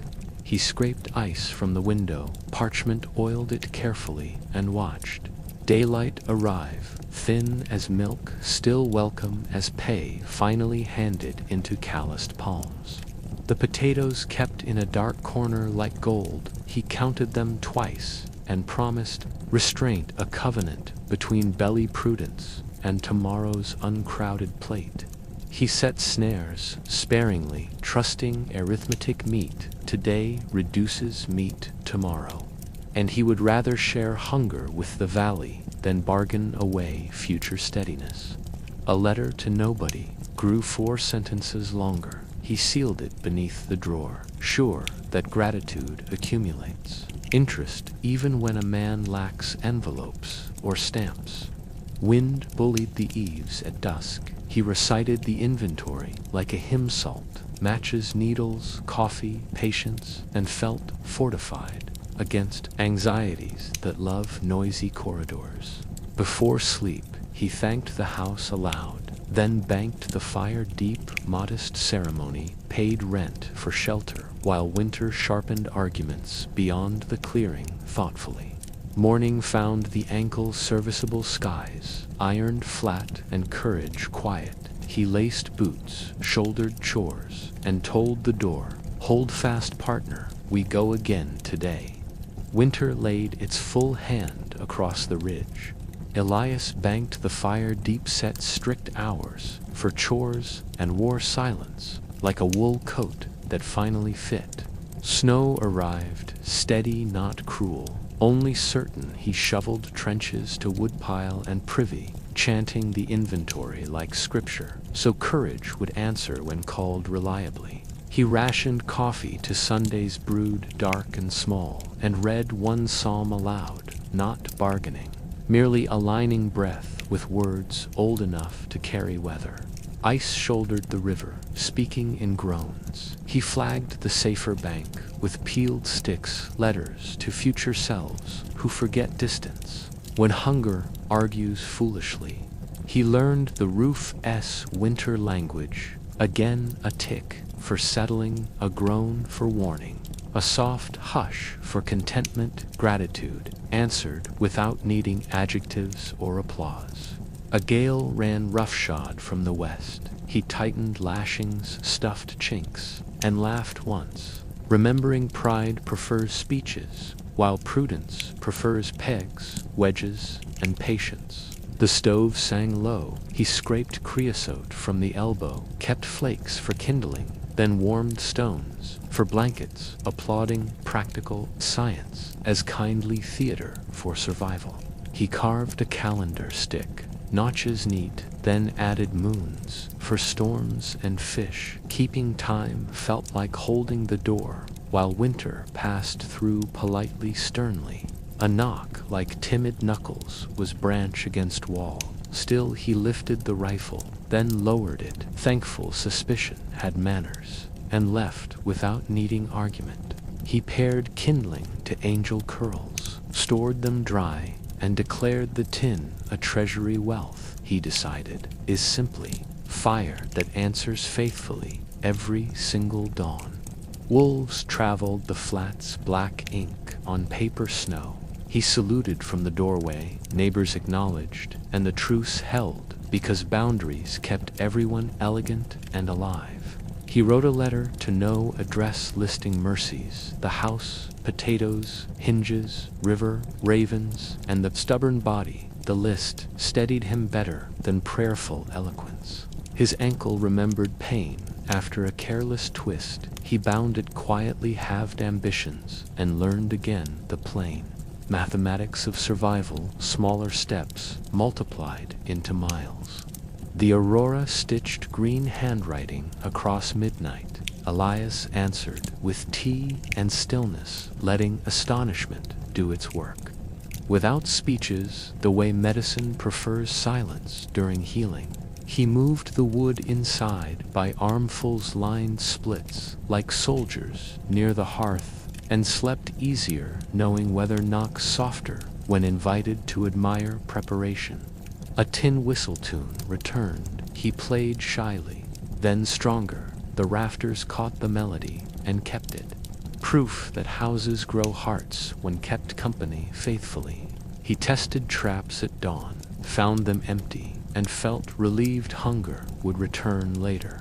But mercy today let neighbors keep moving while arithmetic stayed honest.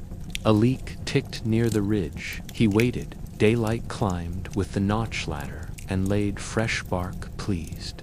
How small patches, quiet storms, without noisy heroics. He learned to thank fatigue by name, offering it a stool and stew. Afterward fatigue behaved politely, leaving him tools, judgment, and a steadier hand for tomorrow.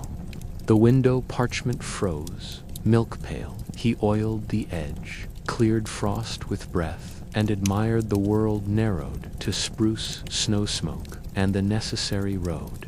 He saved a potato for Christmas and smiled at the extravagant celebration measured by restraint, felt richer than markets, because hunger learns arithmetic better than sermons. A missionary couple returned faces, chapped lantern nervous. He traded fish for kerosene and lent his birch map again, blessing their courage without borrowing their burdens. Night stretched like a ledger. He balanced columns, wood, food, patience, pride, deducted pride first because it ruins figures most secretly, and winter audits without mercy. He practiced shouldering the rifle, seated then, not firing restraint. Wanted polishing meat must last, and neighbors sometimes travel in shoes that look like tracks and shadows. A day so cold it snapped water mid-pour found him counting breaths, feeding fire sparingly, and thanking repetition, that quiet laborer who turns panic into procedure. He repaired the door latch with tallow, listening to the prosperous click, and promised the hinge winter wages, oil gratitude, and less slamming whenever temper rose. Snow whispered against the window. He copied the valley again on birch, adding a snag and a loneliness he could not name, though the map understood perfectly. He steamed a warped plank beside the hearth, clamped it true, and remembered people answer persuasion better than force, especially during seasons that already argue loudly. The raven arrived late, dropped a spruce cone payment, and scolded extravagantly. Elias bowed, paid crumbs, and declared their commerce honorable, regular, and binding until spring. He inventoried courage at sundown, like supplies sufficient for tonight, perhaps thinner by Tuesday. He banked the fire deeper and decided to borrow only from gratitude. A blizzard erased the world to white arguments. He sang nonsense work songs and thumped the table, keeping time while the house kept its older, calmer rhythm. The drift won against the north wall. He tunneled, laughing breath smoke, and praised the shovel whose theology insists salvation is measured in deliberate, modest scoops. He boiled willow bark, swallowed bitter medicine, and slept hard. Waking, he felt steadier, promised humility. Another week, and agreed to refuse heroics unless absolutely required. A dream of steamboats smoked away at dawn. He stepped into blue cold, stretched, and forgave the river for its sternness, understanding discipline teaches kinder freedoms later. He rewove a snowshoe binding with rawhide humming boatman tunes, rhythm steadied fingers, and the not remembered honesty better than flourishes that merely please listening pride. The stove needed scraping again. He obliged pocketed flakes and preached thrift to himself, laughing because sermons sound better when the congregation is a single stubborn believer. He cleared the chimney capstone's fingers. Stinging smoke rose straighter, and relief felt like coin. He pocketed satisfaction. Carefully currency to spend when storms returned. The potatoes kept bravely in their dark. He counted them twice, then 3 times, until appetite calmed arithmetic. He decided is another kind of winter blanket. A fox investigated the threshold prints. He saluted left crumbs and listened to its neat, precise steps, learning elegance from hunger that still preferred manners and distance. He mended a mitten seam with sinew pricked once, bled cheerfully, and told the rafters. Every small repair is diplomacy between winter and bones grown argumentative. The creek spoke under ice with thin bells. He tapped a hole, drank slow, and remembered summer without envy, because memory warmed only when asked respectfully. He stood at the door and counted neighbors' smoke, felt comforted by invisible company, and returned to the kettle, where water approved his modest continuing arrangements. Stormlight bruised the afternoon purple. He braced the door, singed the lashings, and felt older. Prudence arrived beside him, like a seasoned partner already working. Night deepened early. He banked the fire very low, laid stones beneath blankets, and thanked simple physics again, which never boasts, yet rescues tired men repeatedly. He woke to silence, dense as wool, stepped outside, and found sky star flooded. Awe folded him small, then set him upright with chore lists somehow lightened. He counted the potatoes again, laughed at himself, and wrote. Mercy tallied, not hoarded on his scrap. The sentiment kept company better than unnecessary arithmetic. Wind bullied the eaves. He recited the inventory: salt matches, needles, coffee, patience, until fear lost interest, then slept convinced repetition outruns trouble, like dogs outrun shadows. By lantern he planned the spring garden, naming rows with virtues: charity, temperance, fortitude, grit, and slept easier for having given tomorrow duties to meet him faithfully. Before sleep he thanked the house corners, hinge, hearth ridge partnership, declared treaty renewed.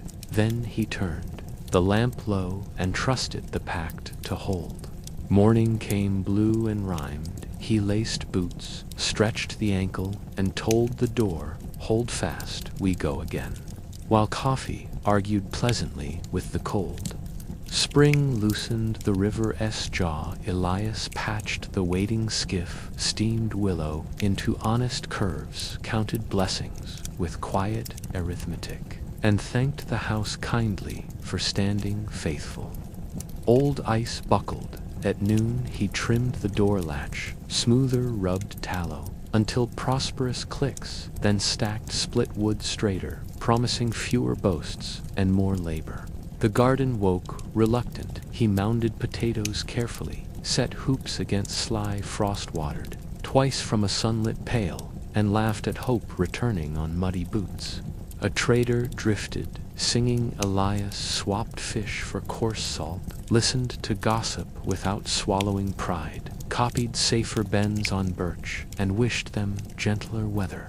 Neighbors smoke-stitched horizons. He waved his hat, politely fed the hearth to careful splits, tuned a whistle shyly, and felt company without demanding any conversation. He sanded the table. Finer grain gleamed like river stones. He declared patience. The workshop's foreman poured coffee, brave and black, and wrote gratitude without bargaining.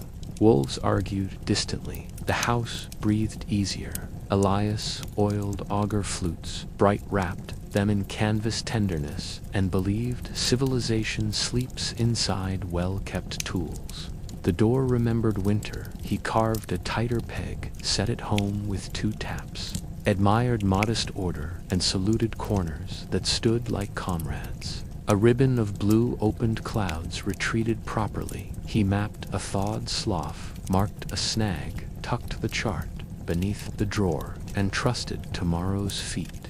Geese wrote commas overhead. He paused, hat against chest, because some processions deserve reverence afterward. He hauled drift ashore and stored sunlight disguised as timber. He counted sacks carefully, flour, thin coffee, thinner salt, sufficient arithmetic, calmed appetite, persuaded patience to remain seated, and promised supper, simple as virtue. The raven returned, bossy crumbs, paid the tax. Elias bowed, theatrically announced Commerce Square, and laughed because friendship sometimes sounds exactly like scolding. Afternoon wind frisked spruce. He checked ridge lashings, rubbed grease on knots, and thanked former prudence for returning exactly when weather rehearsed its arguments again.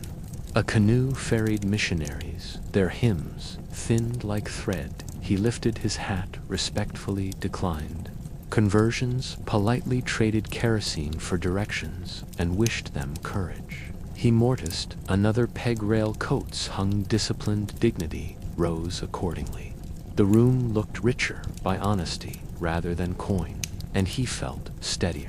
The skiff ribs accepted steam willow, curved obedient. He stitched rawhide tight, blessed patient heat, and imagined safe crossings when the river finally surrendered grudges. Evening smoked the rafters. Honey, he trimmed the damper, coaxed a cleaner draft, set stones under blankets for later, and blessed simple physics. He mended moccasins by lamplight, waxed thread whispered along leather stitches, preached durable love. He nodded agreement and set the all carefully aside.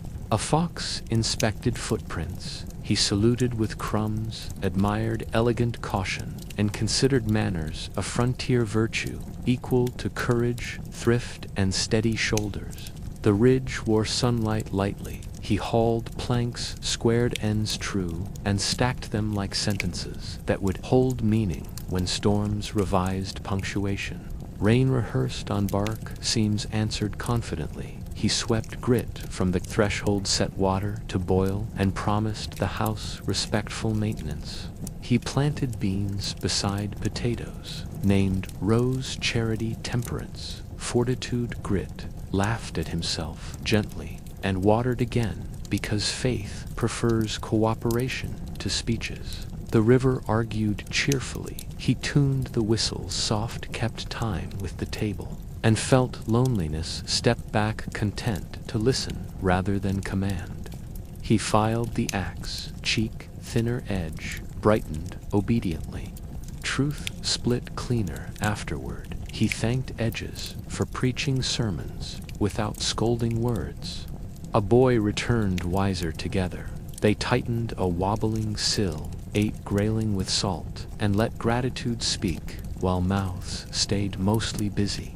The window parchment turned honey. He oiled its seam, kindly trimmed a ragged corner, and marveled how softened light civilizes wilderness without shame.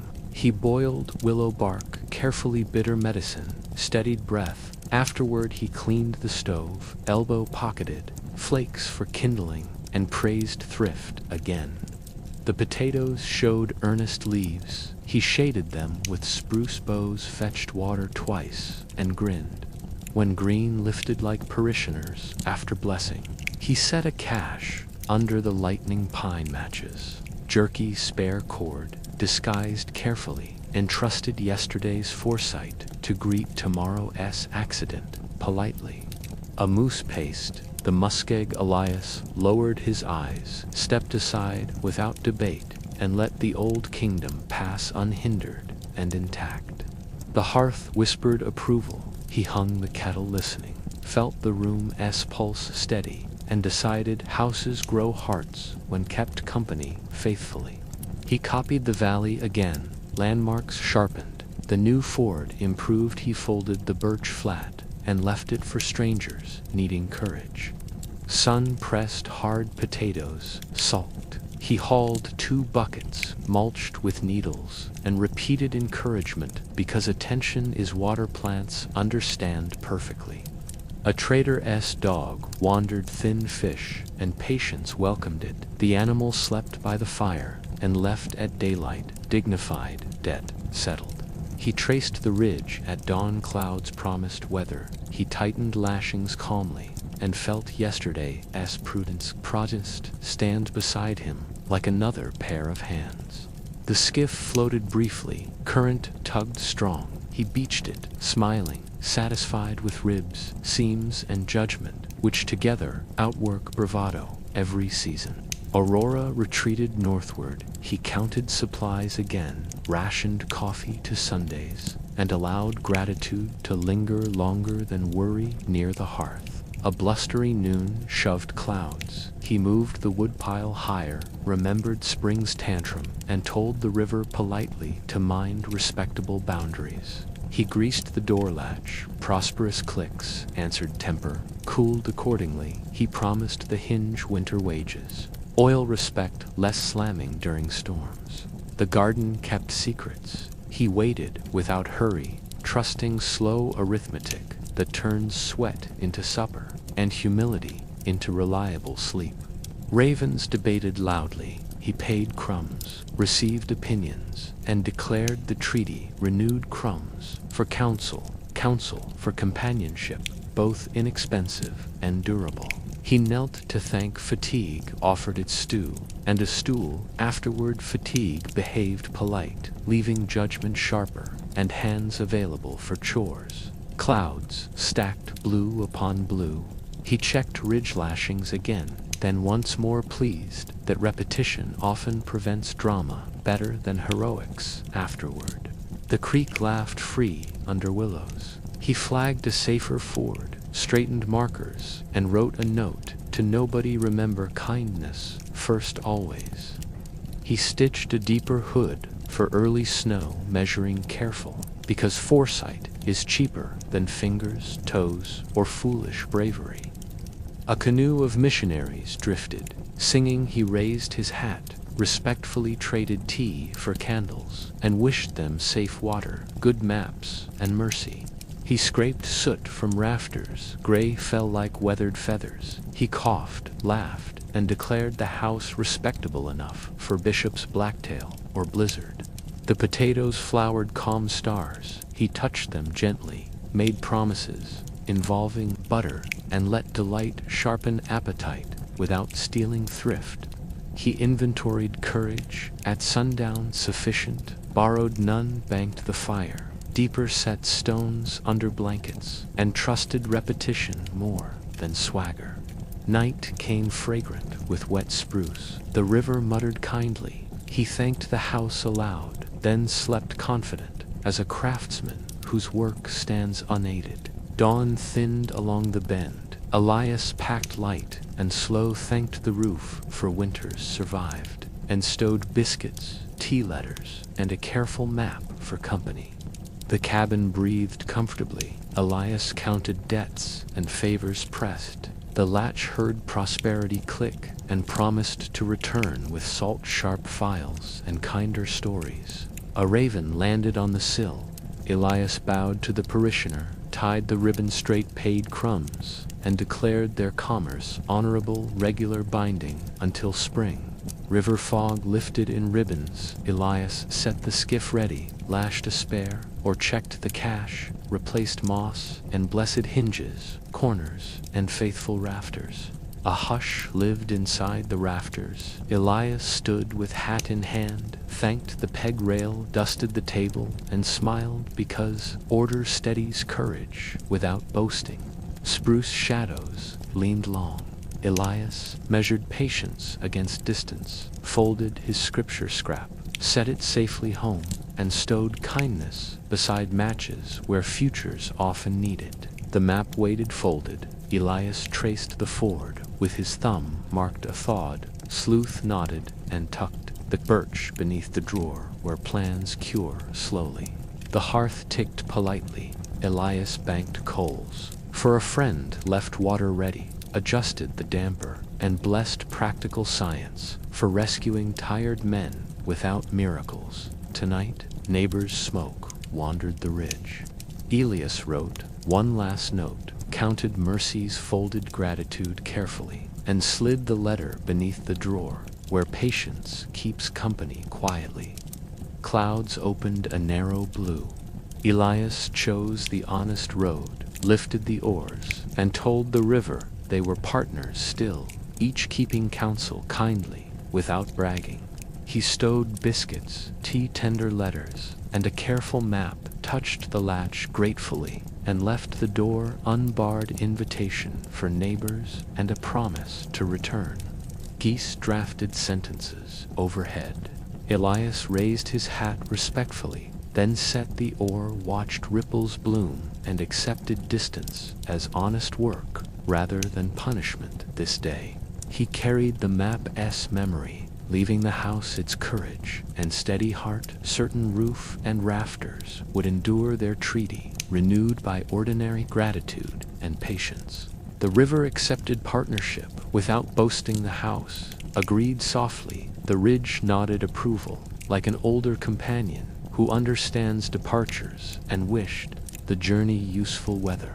He tied the ribbon straight and dusted the table once more, then thanked the peg rail hinges and corners that held fast guardians against weather and forgetfulness. He lashed a small spare oar along the skiff's quiet ribs, checked the cash, replaced moss, and laughed softly, surprised belonging.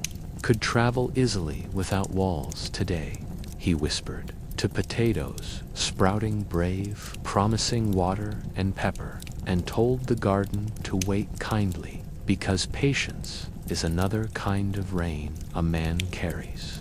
The coffee tin clicked shut like prayer, ending with work to follow.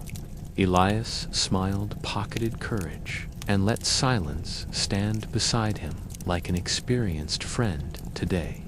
He stepped aboard, lightly pushed into current, trusting prudence to steer and gratitude to row, while geese composed headlines.